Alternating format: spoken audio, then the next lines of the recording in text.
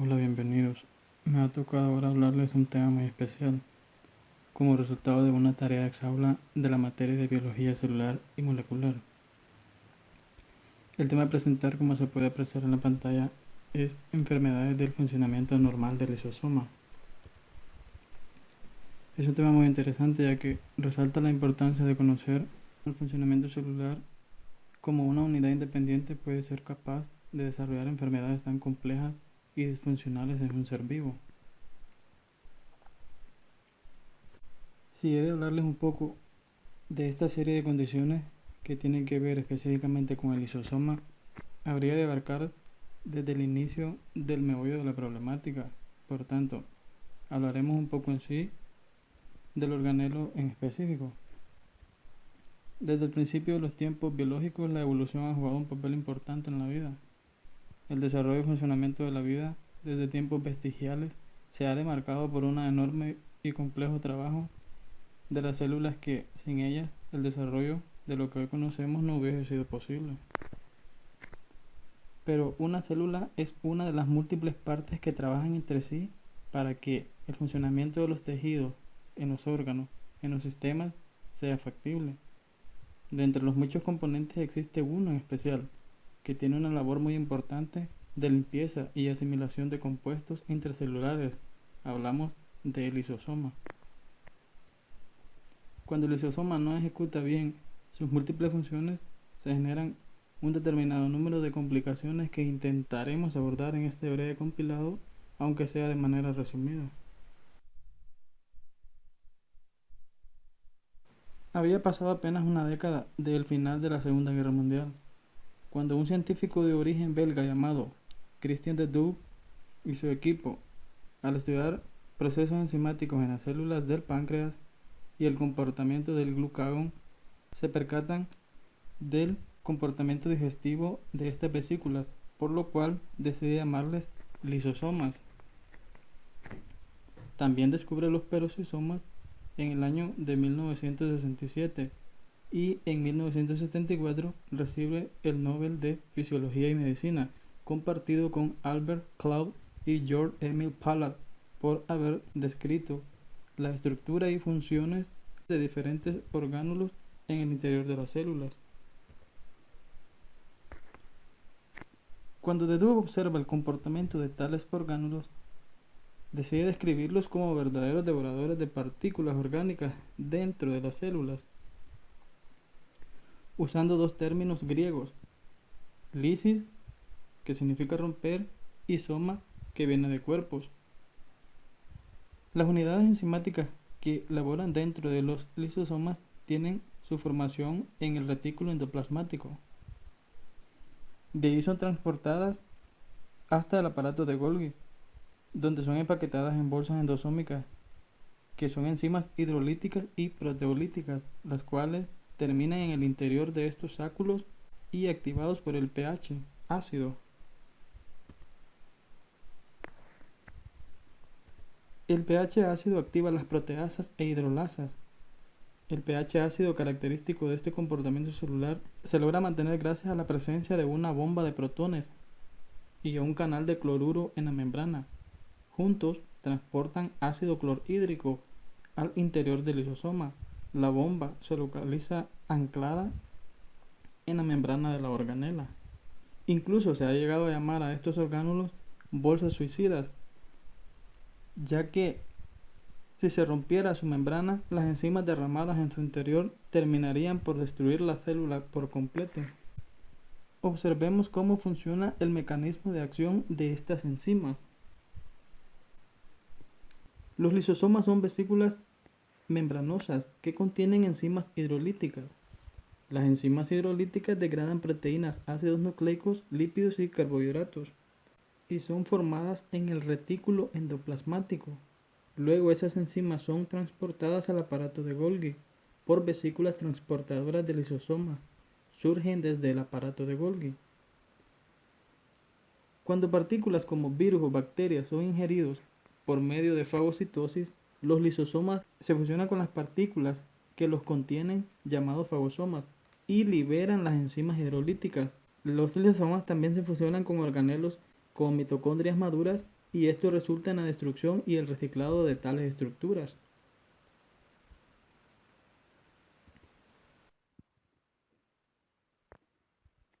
El funcionamiento correcto de los lisosomas, como observamos anteriormente, es de suma importancia para todas las células. Cuando enzimas como glicosidasas, proteasas, lipasas y nucleasas funcionan correctamente o las hay en cantidades normales dentro de las vesículas digestivas, estas reciben los elementos orgánicos como en la figura A. El proceso se lleva a cabo en un determinado tiempo, como podemos observar en la figura B, y luego el residuo es desechado, como en la figura 3, hacia el medio extracelular para luego ser movido a través del torrente sanguíneo. Detrás de las múltiples anomalías del lisosoma hay variedad de causas. Entre las más comunes están un inadecuado transporte de enzimas hasta el interior del organelo, mal funcionamiento de los componentes degradativos, liberación incontrolada de dichas enzimas al citosol de la célula, causando ruptura celular, es decir, una citólisis. Detrás de cada mecanismo de acción de una patología, siempre habrá una entidad encargada de intentar resolver las causas de estas. Tal es el caso de Henry Hertz, que en 1965 se dio cuenta de que esta serie de enfermedades tenían una asociación en común, y esa era la presencia de grandes vesículas en diferentes tejidos de pacientes tratados. Estas vesículas eran vesículas llenas de material no digerido, acumulación de enzimas que conllevaban a la ruptura celular. Entre los mecanismos de acción de estas enfermedades, la mayoría, si no es que todas las enfermedades relacionadas con el almacenamiento lisosomal, son consecuencia de defectos congénitos. Un defecto congénito es un problema que ocurre mientras se desarrolla el bebé en el cuerpo de la madre. La mayoría de los efectos congénitos ocurren durante los primeros 3 meses del embarazo.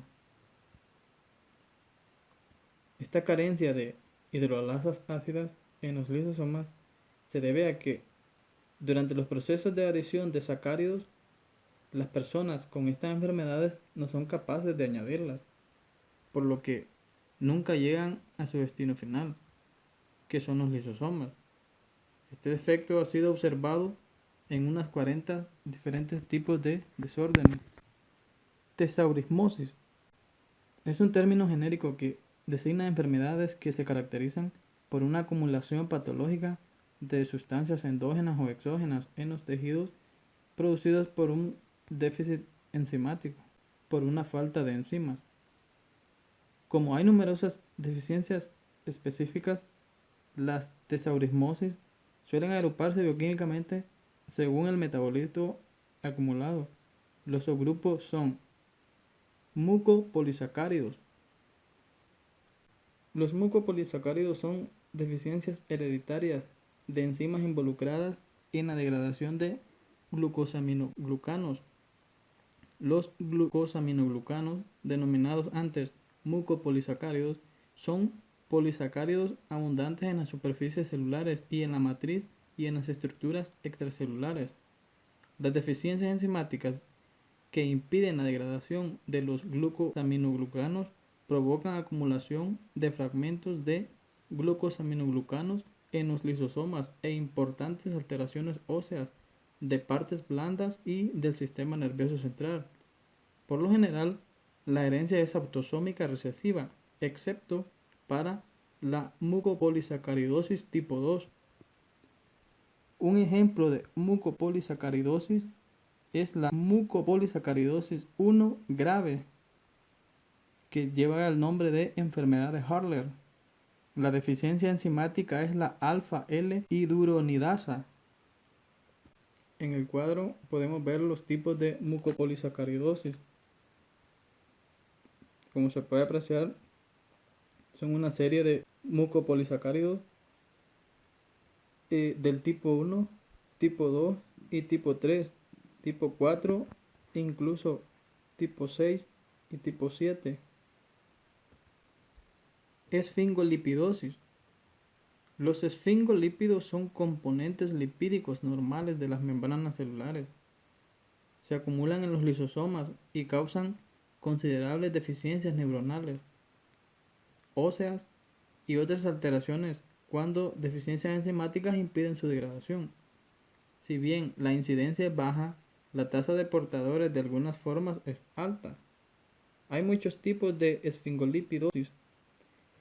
La esfingolipidosis más frecuente es la de enfermedad de Gaucher. Pero incluso podemos mencionar otro tipo de esfingolipidosis que incluyen la tesaurismosis por colesterol ésteres, la enfermedad de Fabry, enfermedad de Crabbe, leucodistrofia metacromática, enfermedad de Niemann-Pick, enfermedad de Sandhoff, enfermedad de Tay-Sachs, enfermedad de Wolman.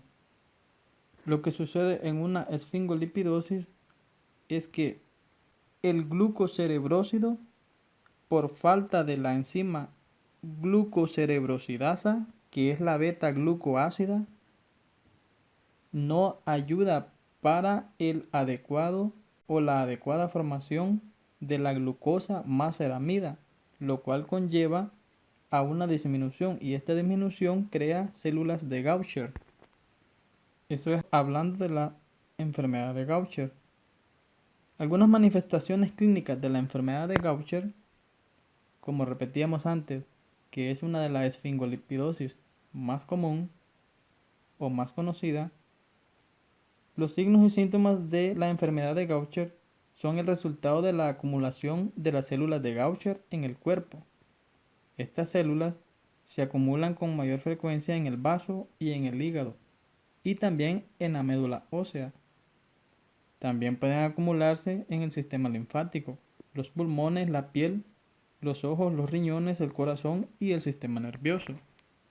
Por último tenemos la mucolipidosis. Las mucolipidosis son un grupo de enfermedades metabólicas heredadas que afectan la capacidad del cuerpo de llevar a cabo el movimiento normal de diversos materiales dentro de las células. En las mucolipidosis, cantidades anormales de hidratos de carbono o materiales grasos, es decir, lípidos, se acumulan en la célula, debido a que nuestras células no son capaces de controlar cantidades tan grandes de estas sustancias. Se produce daño en las células, causando síntomas que varían desde incapacidades leves de aprendizaje hasta gran retraso mental y deformidades esqueléticas. Una mucolipidosis es la acumulación anormal de mucopolisacáridos y lípidos en el interior de la célula, causada por la existencia de un fallo enzimático hereditario. Tenemos de 4 tipos, los cuales son del tipo 1, de deficiencia en la enzima alfa-sialidasa encargada de extraer ácido sálico de complejos de azúcar y proteínas.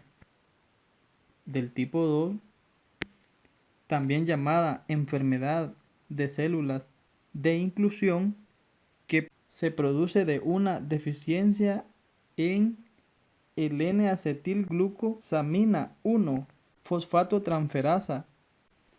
El tipo 3, pseudopolidistrofia de Hurler, producida por defecto en la enzima N-acetilglucosamina 1 fosfatotransferasa o la GNPTAB. Y el tipo 4, alteraciones de mucolipina 1 o también llamada la MCOLN1, que interviene en el movimiento de moléculas a través de las membranas. Haciendo un breve resumen, por último podemos decir, solo para que queden claros ciertos puntos específicos en los cuales tiene su base el video. Ok, pon atención. Punto número 1. El lisosoma es el resultado de miles de millones de años de evolución. Se comprende que el cambio de adaptación de la célula se ha venido dando gracias a la variabilidad que ésta ha tenido respecto del medio altamente cambiante conforme han sucedido las épocas cronológicas. Es decir, ha tenido que convertirse en una célula eucariota a partir de necesidades vitales en su metabolismo interno. Y esto le ha generado la formación o incorporación de distintos organelos para poder subsistir. Otro punto sería, se descubre el lisosoma en la década de los 50. Mientras estudiaba el páncreas, el científico Christian de Duve se percata que hay un comportamiento digestivo en ciertos áculos dentro de las células y que estos organelos son verdaderamente devoradores de partículas orgánicas, como por ejemplo proteínas, glúcidos y lípidos, incluso agentes extraños no invitados al interior de la célula. También veíamos cómo funciona el lisosoma.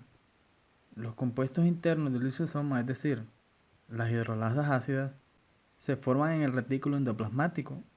De ahí son transportados hasta el aparato de Golgi, en donde son empaquetados dentro de bolsas endosomáticas y luego pasan a incorporarse a las organelas. Estas son enviadas para degradar corpúsculos específicos dentro de las células y el residuo lo desechan al exterior. También hablábamos del mal funcionamiento de estas. El mal funcionamiento de estas organelas se debe a varios factores. Mencionemos, podría ser por deficiencia de sus hidrolasas ácidas, por un fallo de transporte de estas al interior vesicular, es decir, dentro de las células, es decir, dentro del lisosoma, por el mal funcionamiento de estos compuestos degradativos, o por la liberación sin control de estos ácidos al citosol de la célula, causando así alteración de pH y ruptura celular. Luego mencionábamos cómo se clasifican las distintas afecciones o enfermedades cuando el lisosoma no funciona adecuadamente. Mencionábamos la mucopolisacaridosis, por ejemplo. Se da por la exacerbada acumulación de los glucosaminoglucanos. Esto debido a la deficiencia enzimática en su respectiva degradación. Luego hablábamos de los esfingolípidos. Contrastábamos que la enfermedad más frecuente es la enfermedad de Gaucher y que ésta se genera por disminución o falta de la enzima glucocerebrosidasa. Al faltar, estas se forman las células de Gaucher, las que dan paso a la condición anómala. Por último mencionábamos a las mucolipidosis, que provenía por la incapacidad de llevarse a cabo el movimiento de diversos materiales en el medio intracelular, es decir, la acumulación ya sean de grasas o azúcares. Ninguna de estas enfermedades tiene cura.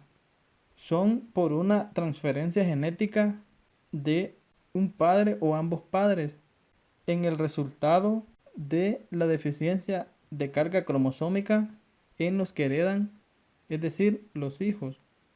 Pero con la tecnología actual podemos decir de que se puede mantener controlada la enfermedad a través de tratamientos, los cuales incluyen que las enzimas que puedan faltar o sean deficientes sean agregadas de maneras bastante sintéticas, pero que ayudan de una manera muy grande a conllevar la deficiencia o el síndrome específico.